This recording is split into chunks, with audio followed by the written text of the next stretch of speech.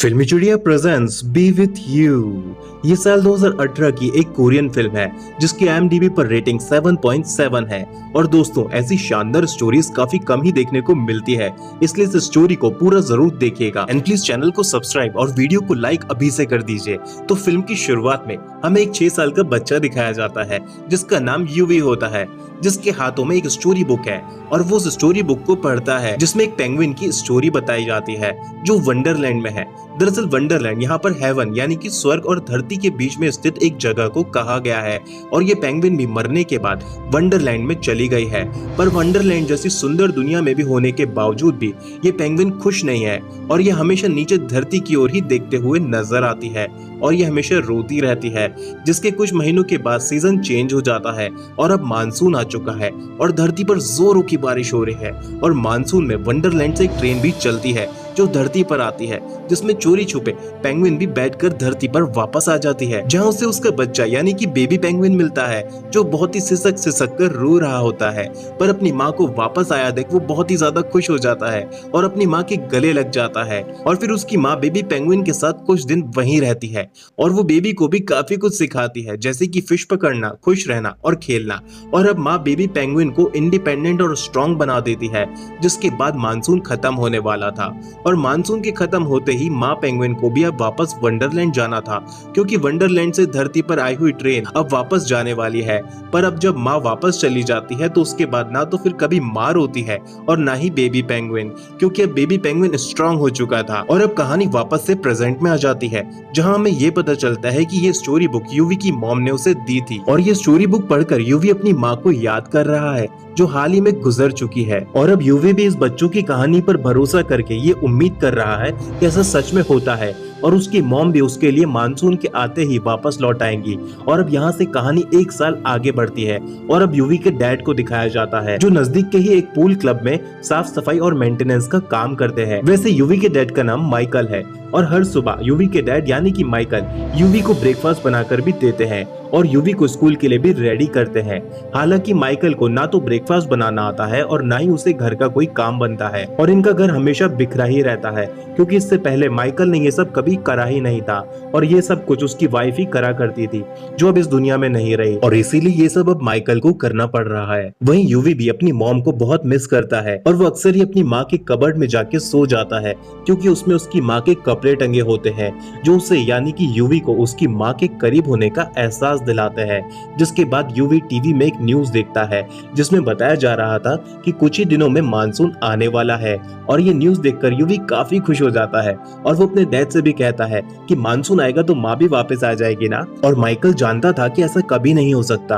पर वो अपने बेटे का दिल नहीं तोड़ना चाहता था और अपना बेटे का दिल रखने के लिए वो कह देता है कि मानसून को आने तो दो, फिर देखते हैं कि क्या होता है। जिसके बाद माइकल यूवी को उसके स्कूल छोड़ने जाता है और फिर वो वहाँ से अपने काम पर चला जाता है। और स्कूल के बाद यूवी रोज अपने डैड के दोस्त जिसका नाम पार्क होता है उनके कैफे में चला जाता है, वहीं अपने डैड यानी कि माइकल के आने का इंतजार करता है। और तभी यूवी कुछ उदास सा दिखता है तो माइकल का दोस्त यानी कि पार्क यूवी से उसकी उदासी का कारण पूछता है तो वो कहता है कि मेरे स्कूल में कल रेसिंग कंपटीशन है जिसमें सब बच्चों को उनके डैड के साथ मिलकर रेस करनी है, पर मेरे डैड तो दौड़ ही नहीं सकते। तो पार्क उससे कहता है कि तुम्हारे डैड दौड़ नहीं सकते तो क्या हुआ, मैं तो दौड़ सकता हूँ और मैं तुम्हारे साथ कल चलूंगा रेस के लिए। और तभी माइकल भी वहां आ जाता है यूवी को लेने के लिए और उसे भी यूवी रेसिंग कंपटीशन के बारे में बताता है। जिसके बाद अगले दिन स्कूल का रेसिंग कंपटीशन होता है और पार्क भी वहां यूवी का रेसिंग पार्टनर बनकर आ जाता है। पर तभी यूवी उदास होकर कहता है कि रहने दो, आप मेरे डैड थोड़ी ना हो, ये रेस अपने डैड के साथ करनी है। पर तभी अचानक से वहां पर माइकल भी आ जाता है और फिर वो यूवी का पार्टनर बनकर रेस करता है। पर यहाँ पर हम देखते हैं कि माइकल ठीक से दौड़ नहीं पा रहा था, पर फिर वो यूवी को मायूस देखता है तो फिर माइकल अपनी पूरी जान लगाकर दौड़ने लगता है अपने बेटे यूवी को जिताने के लिए। और वो रेस जीतने ही वाला होता है कि तभी फिनिशिंग लाइन के करीब पहुंचकर ही माइकल चक्कर खाकर वहां पर गिर जाता है और वो रेस हार जाते हैं। और यहाँ पर हमें इस बात का पता चलता है कि माइकल को कुछ हेल्थ प्रॉब्लम है, इसीलिए वो ज्यादा भाग दौड़ के काम नहीं कर सकता है। और फिर एक सुबह अचानक से बहुत ही तेज बारिश होने लग जाती है, जिसे देखकर यूवी बहुत ही ज्यादा खुश हो जाता है और वो अपनी मॉम को ढूंढने घर से बाहर स्टेशन की तरफ चला जाता है, क्योंकि उसकी स्टोरी बुक में लिखा था कि वंडरलैंड से ट्रेन आके एक छोटे से स्टेशन पर रुकेगी और यूवी के पीछे उसके डैड भी भागते हुए आते हैं और वो कहते हैं कि रुक जाओ, बारिश में तुम बीमार पड़ जाओगे, पर यूवी नहीं रुकता और फिर काफी ढूंढने के बाद भी यूवी को कहीं भी उसकी मॉम नहीं मिलती तो माइकल उसे वापस घर चलने के लिए कहता है,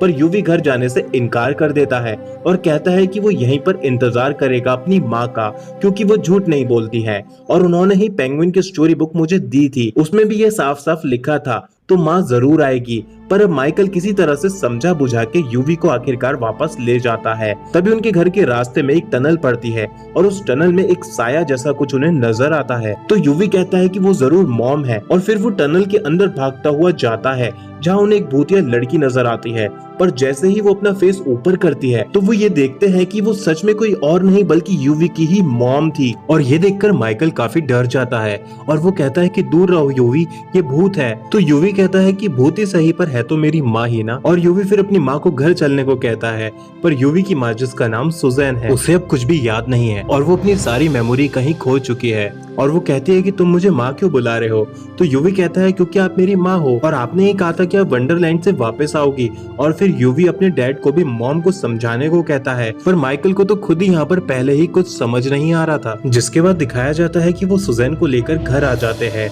जहाँ माइकल यूवी को समझाता है कि ऐसा लग रहा है कि तुम्हारी माँ को कुछ भी याद ही नहीं है, तो ऐसा ना हो कि वो यहाँ से कहीं चली जाए, इसलिए हमें उसे उसकी मौत के बारे में कुछ भी नहीं बताना है और ऐसे बिहेव करना है कि वो हॉस्पिटल से आई है। और यही बात फिर वो सुजैन को भी बताते हैं और कहते हैं कि वो बीमार थी इसलिए उसे हॉस्पिटल में रखा था और जिस हॉस्पिटल में उसे रखा था उसका नाम वंडरलैंड था और कल ही वो वहाँ से डिस्चार्ज हुई है। तो सुजैन पूछती है कि वो उस टनल में क्या कर रही थी, तो वो उसे बताते हैं कि वो लोग सब हाइड एंड सीक खेल रहे थे, तभी वो टनल में बेहोश हो गई थी। शायद टनल में उसके सर पर पत्थर गिरा हो या उसका सर कहीं टकरा गया हो, इसीलिए शायद उसकी याददाश्त चली गई है और उसे कुछ भी याद नहीं है। और अब सुजैन भी उनकी बातों पर विश्वास कर लेती है। जिसके बाद अगले दिन रोज की तरह ही माइकल यूवी को स्कूल छोड़कर अपने काम पर चला जाता है, पर यूवी स्कूल में अंदर जाता ही नहीं है और घर वापस आ जाता है और कहता है कि आज टीचर ही नहीं आई। दरअसल यूवी को उसकी मॉम काफी अरसे के बाद वापस मिली है और इसीलिए अब वो अपनी माँ के साथ टाइम स्पेंड करना चाहता था, इसीलिए वो स्कूल से वापस आ गया था।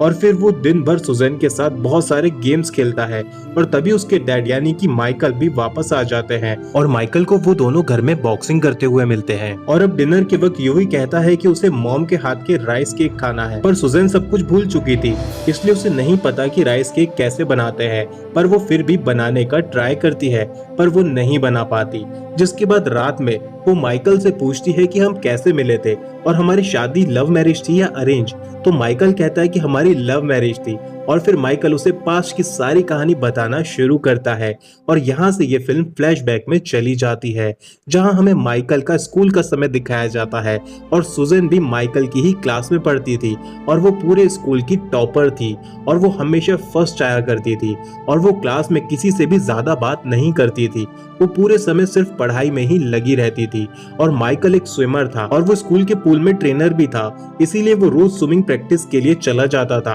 और सारी क्लासेस नहीं अटेंड किया करता था। पर एक दिन जब उनकी स्विमिंग क्लास थी और सारे स्टूडेंट्स को वो स्विमिंग करना सिखा रहा था, उसी दौरान सुजैन पानी में डूबने लगी थी और फिर माइकल ने ही उसकी जान बचाई थी और यहीं से पहली बार उसे सुजैन पर क्रश हुआ था और देखते ही देखते वो सुजैन को बहुत पसंद करने लगा था। पर उसकी कभी इतनी हिम्मत नहीं हुई कि वो उसे अप्रोच कर सके और उसकी क्लास में ही उसका दोस्त पार्क भी था जो अब एक कैफे चला रहा है और वो माइकल को अजीब अजीब तरीके बताया करता था सुजैन को अप्रोच करने के, जो हमेशा उल्टे ही बैठते थे। और जिसके बाद उनका स्कूल खत्म हो गया, जिसके बाद कई दफा माइकल ने कॉल करके सुजैन से बात करने की भी कोशिश करी पर कभी उसकी इतनी हिम्मत ही नहीं हुई। पर एक दिन हिम्मत करके उसने सुजैन से बात कर ही ली और उसे मिलने बुलाया और उसके बाद से ही उनका ये रिश्ता प्यार में बदल गया। और उसके कुछ समय के बाद ही एक दिन माइकल जो एक प्रोफेशनल स्विमर था वो स्विमिंग के लिए नेशनल कंपटीशन के लिए जाता है, लेकिन उसी दौरान पूल में ही वो बेहोश हो जाता है और फिर उसे हॉस्पिटल ले जाया जाता है जहां डॉक्टर उसे बताते हैं कि उसका ब्रेन ठीक से उसके बॉडी हार्मोन्स को कंट्रोल नहीं कर पा रहा है, इसीलिए अब उसे ज्यादा भागदौड़ वाले काम नहीं करने चाहिए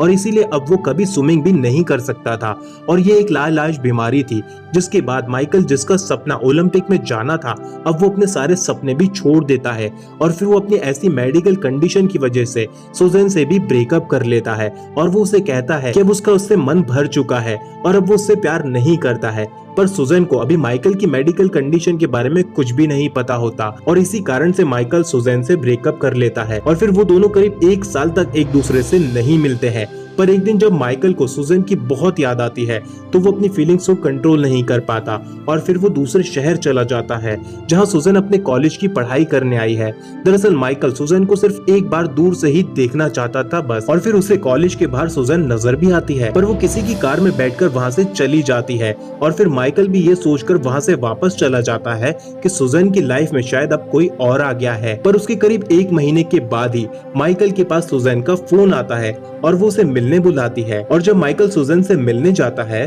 तो सुजैन उसे दूर से ही देखकर दौड़कर उसके पास चली आती है और उसके गले लग जाती है। दरअसल अब सुजैन को कहीं से माइकल की मेडिकल कंडीशन के बारे में पता चल गया था और अब वो सब समझ चुकी थी और फिर वो माइकल से कहती है कि तुम चिंता मत करो, सब कुछ ठीक हो जाएगा। जिसके बाद माइकल और सुजैन की शादी हो जाती है और शादी के करीब 1 साल के बाद उनका बेटा यानी कि यूवी का जन्म होता है। और अब वापस से कहानी फ्लैशबैक से प्रेजेंट में आती है जहां माइकल सुजैन को ये भी बताता है कि उसके पेरेंट्स उनकी शादी के लिए तैयार नहीं थे, फिर भी सुजैन ने उससे शादी करी और उसने उसके लिए अपनी कॉलेज की पढ़ाई भी बीच में ही अधूरी छोड़ दी और तब से ही वो लोग अब तक साथ साथ खुशी खुशी रह रहे हैं। और फिर देर रात माइकल का दोस्त यानी कि पार्क उसके घर आता है। माइकल उससे कहता है कि तुम ड्रंक हो, तुम कल आना, अपन कल बात करते हैं। पर वो जबरदस्ती घर में घुस आता है और फिर उसे वहाँ पर सुजैन भी दिखती है और उसे देखकर वो बहुत ज्यादा डर जाता है और चर्च की प्रेयर पढ़ने लग जाता है और वहाँ से डर कर फिर वो भाग जाता है। जिसके अगले दिन जब वो साथ लंच कर रहे होते हैं तभी एक न्यूज आती है कि अब मानसून जल्दी खत्म होने वाला है और ये देखकर माइकल वो न्यूज बंद कर देता है क्योंकि अब माइकल भी पेंगुइन की उस स्टोरी बुक पर यकीन करने लगा था और उसे भी अब ऐसा लगने लगा था कि सुजैन मानसून के बाद वापस वंडरलैंड चली जाएगी। जिसके बाद बताया जाता है कि सुजैन और माइकल अब साथ में काफी क्लोज हैं और वो लोग मिलके काफी मस्ती करते हैं और कुछ अच्छा क्वालिटी टाइम साथ में स्पेंड करते हैं क्योंकि वो सुजैन के साथ अब अपने हर पल को जीना चाहते थे क्योंकि वो ये नहीं जानते थे कि सुजैन कब वापस चली जाएगी। और फिर सुजैन भी एक दिन जब अपना सामान देख रही थी तो उसे उसमें एक डायरी मिलती है और वो डायरी उसी की थी जो पहले वो कभी लिखा करती थी और फिर वो डायरी को पढ़ने लग जाती है और फिर डायरी पढ़ने के बाद उसे इस बात का पता चलता है कि वो बहुत बीमार थी और बीमारी से ही उसकी मौत हो गई थी। जिसके बाद वो वहीं रखी पेंगुइन की स्टोरी बुक भी पढ़ती है और अब सुजैन को सब कुछ याद आ जाता है, उसकी पिछली सारी मेमोरी वापस आ जाती है और अब वो ये बात भी जान चुकी थी कि बारिश यानी कि मानसून के रुकते ही उसे वापस लौटना होगा और इसीलिए अब सुजैन यूवी को खुद के और घर के सारे काम करना भी सिखाती है, जैसे कि ब्रेकफास्ट बनाना, घर साफ करना और घर को जमा कर रखना, कपड़े सुखाना, खुद से नहाना और कपड़े पहनना। दरअसल यहाँ सुजैन यूवी को अब स्ट्रॉन्ग और इंडिपेंडेंट बना रही थी। जिसके बाद यूवी की एक कंप्लेंट उसके डैड माइकल को मिलती है और फिर माइकल अपना सारा काम छोड़कर जाता है तो वो देखता है कि वहाँ पर यूवी और यूवी के साथ में उसका क्लासमेट और उसकी मॉम भी वहाँ पर होती है जो माइकल को बताती है कि हर रोज यूवी आकर उनकी पूरी कार पर सोप लगा देता है। जिसके बाद माइकल उनसे माफी मांगता है और यूवी को साथ ले जाता है और तब रास्ते में यूवी अपने डैड से कहता है कि ये सब उसने इसलिए किया था क्योंकि उसके उस फ्रेंड ने कहा था कि जब उसके डैड की कार वॉश होती है तो बारिश जरूर होती है और मैं नहीं चाहता कि बारिश रुके, नहीं तो माँ वापस चली जाएगी ना। और यूवी की ऐसी बात सुनकर तो अब माइकल भी रुआसा सा हो जाता है और साथ ही अब यूवी क्लोव्स भी जमा करता है। उसे 10 क्लोव्स चाहिए है क्योंकि वो ऐसा मानता है कि 10 क्लोव्स जमा होने पर उसकी एक विश पूरी होगी और उसकी विश तो यही है कि उसकी माँ कहीं ना जाए और वो हमेशा हमेशा के लिए बस उसके साथ ही रहे। और दूसरी तरफ माइकल भी किसी तरह से अपने दोस्त पार्क के साथ मिलकर उस टनल को लकड़ियों से सील पैक कर देता है और वो भी अब ऐसा इसलिए कर रहा था ताकि अब सुजैन वापस ना जा सके। पर अगले ही दिन जब वो देखता है तो वो सारी लकड़ियां निकली पड़ी होती है और उसे समझ नहीं आता कि आखिर ये कैसे हटी। और फिर दूसरे दिन बताया जाता है कि आज यूवी का बर्थडे है और सब उसका बर्थडे मिलकर सेलिब्रेट करते हैं और ऐसे ही देखते देखते कुछ और दिन बीत जाते हैं और अब मानसून भी खत्म हो चुका है। इसीलिए अब सुजैन भी वापस जाने लगती है क्योंकि वंडरलैंड जाने वाली ट्रेन वापस लौटने वाली है तो अब उसे भी वापस जाना होगा। तभी स्कूल से यूवी घर आता है तो उसे उसकी मॉम नहीं मिलती, इसीलिए फिर वो अपनी मॉम को ढूंढता हुआ उसी टनल की तरफ जाता है जहाँ उसे सुजैन मिल जाती है, जिसे वो जाने से रोकता है और उसके गले लग जाता है। दूसरी तरफ बताया जाता है कि पूल में एक आदमी डूब रहा था, जिसकी जान बचाने के लिए माइकल भी पूल में चला गया और फिर वो वहीं पर बेहोश हो गया, जिसके बाद उसे एम्बुलेंस से हॉस्पिटल ले जाया जा रहा था। पर तभी माइकल को होश आ जाता है और वो भी बीच रास्ते में ही एम्बुलेंस को रुकवा कर टनल की तरफ जाने लगता है। और जैसे ही वो टनल पर पहुंच जाता है तो वहां पर वो यूवी और सुजैन को देखता है, पर तभी सुजैन कहीं गायब हो जाती है, जिसके बाद वापस से माइकल और यूवी की जिंदगी एक बार फिर पहले जैसी हो जाती है। और अब बताया जाता है कि यूवी काफी समझदार और रिस्पॉन्सिबल हो चुका है और वो अपने खुद के सारे काम भी खुद ही कर सकता है और अपने डैड से भी बेहतर तरह से वो काम करता है। और दूसरी तरफ बताया जाता है कि वापस से अब माइकल अपने पैशन वाले काम में लौट गया है, यानी कि वो वापस से स्विमिंग ट्रेनर बन गया है, क्योंकि अब उसकी बीमारी खुद ब खुद ही ठीक हो चुकी थी और अब वापस से वो पहले की तरह ही फिट हो गया था। न जाने ये सब कैसे हुआ था, पर अब यूवी और माइकल दोनों ने सुजैन के बगैर जीना सीख लिया था। तभी एक दिन माइकल को सुजैन की छोड़ी हुई एक चिट्ठी मिलती है,